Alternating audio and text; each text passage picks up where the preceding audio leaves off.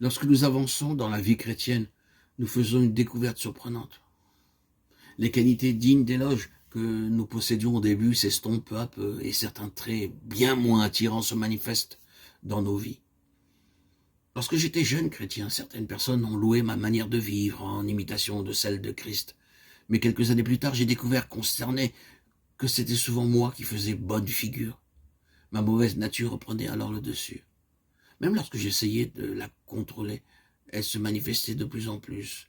Et pour ajouter à ma détresse, les croyants, qui avaient fait mon éloge, impressionnés par ma bonne conduite, ne furent pas les derniers à me faire remarquer le triste état dans lequel je me trouvais désormais. Ils me rappelèrent que jadis, il y a fort longtemps, j'étais si patient et tellement humble, si gentil et si aimable. Mais maintenant, le pire, c'est que leurs remarques étaient fondées. J'aurais même pu en rajouter et faire état de mes manquements, car ils étaient légion. Mais comment tout cela avait-il pu se produire? Où était le problème? J'avais accumulé des choses spirituelles, et Dieu m'avait pris en main pour m'en débarrasser, afin de frayer en moi une voie pour la vie de son Fils. Frères et sœurs, l'intention de Dieu est bien de faire une œuvre de construction dans nos vies. Cependant, il doit premièrement faire une œuvre de démolition, car nous avons la tendance naturelle d'acquérir des choses, et les choses, en tant que telles, n'ont aucune place dans son dessein à l'égard de son peuple. Pendant des années, nous avons essayé de nous défaire des mauvaises choses et de cultiver des choses spirituelles. Notre objectif était de réduire les manifestations de l'orgueil et de mettre en évidence l'humilité de Christ. Nous avons lutté pour acquérir la douceur et l'amour et toute une multitude de choses louables. Mais par le moyen de désillusions répétées, Dieu nous a convaincus du fait que nos acquisitions, pour aussi louables qu'elles puissent paraître, ne peuvent subsister longtemps. Seul ce qui est en Christ est éternel. Avant notre conversion, nous avons amassé les choses du monde, et ces choses, bien sûr, devraient être délaissées lorsque nous allons à Christ. Mais ces anciens acquis, nous les transposons dans le domaine spirituel. Et peu à peu, nous sommes possession d'un nombre important de choses spirituelles. Lorsque nous parvenons à un certain stade de notre marche spirituelle, Dieu commence à enlever ces choses. Ce n'est que lorsque ces choses sur lesquelles nous nous sommes appuyés sont ôtées que nous apprenons à nous reposer sur le Seigneur et à vivre seulement par lui. Cependant, à cause de notre tendance naturelle d'ajouter à ce que nous possédons, le processus de démolition et de construction se poursuivra toute notre vie. Pardonnez ma franchise, mais combien parmi nous sont encore encombrés par des choses, ces mêmes choses qui nous encombraient autrefois? J'admets que certains parmi nous ont de la patience, une patience étonnante, et beaucoup de scrupules en quantité non négligeable, de la bienveillance et bien d'autres vertus. Où pourrions-nous bien trouver toutes ces précieuses choses? Cependant, la seule chose que Dieu cherche dans nos vies, il ne la trouve pas aussi facilement, il ne cherche pas ce que nous possédons en nous-mêmes, ni ce que nous pouvons faire. Ce qu'il cherche, c'est Christ. Permettez-moi de faire allusion à une expérience toute récente pour illustrer ces propos.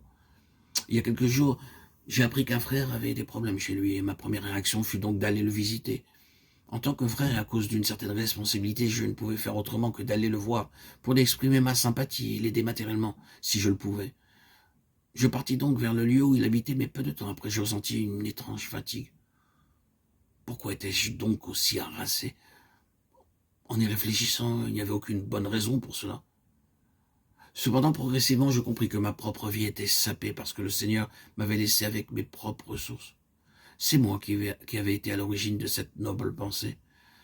C'est donc mes seules ressources qui avaient été sollicitées.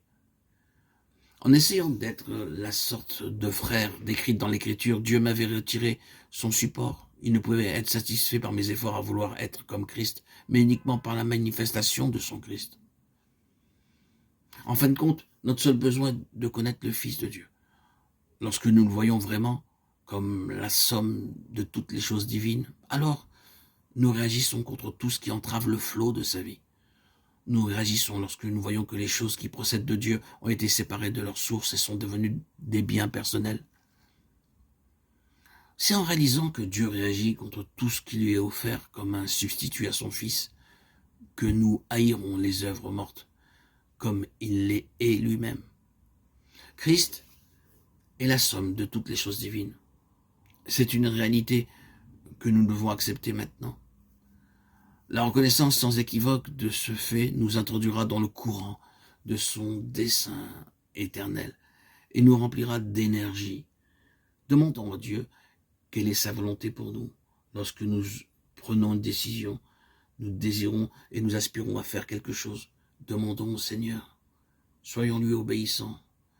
Ne prenons aucune initiative sans lui demander la permission. Il nous enverra la réponse de quelque manière que ce soit, par des messagers ou par d'autres situations. Il nous demande tout simplement d'être vigilants, veiller, attendre et obéir. Ainsi, nous marcherons sur ses pas.